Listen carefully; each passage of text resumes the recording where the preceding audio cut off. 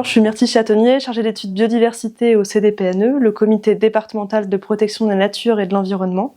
On est une association de protection de la nature et on est basé essentiellement dans le Loir-et-Cher depuis 1972.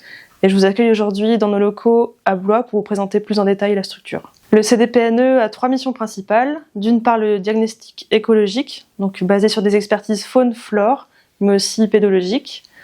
D'autre part, on va avoir plutôt la gestion des espaces naturels, avec notamment 2 réserves naturelles à l'échelle du département.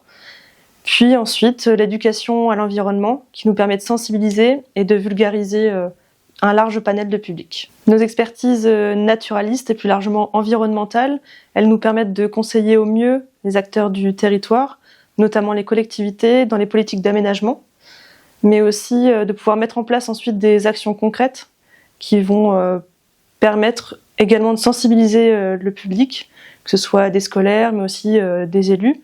Et ça passe notamment par des chantiers participatifs, des actions de lutte contre les espèces exotiques envahissantes, ou encore le développement de programmes tels que Végétal Local.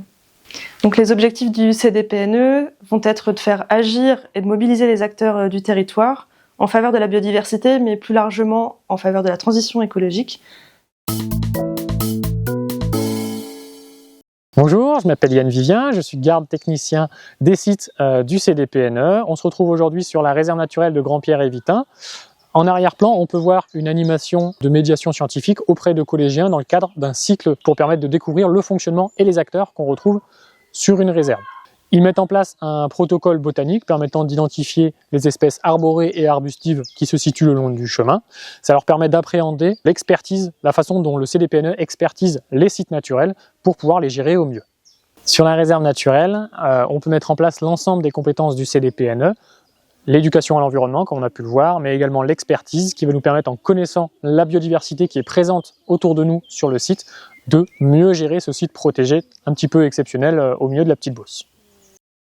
La médiation scientifique, elle est importante puisqu'elle permet une prise de conscience qui est préalable à l'action contre le réchauffement climatique.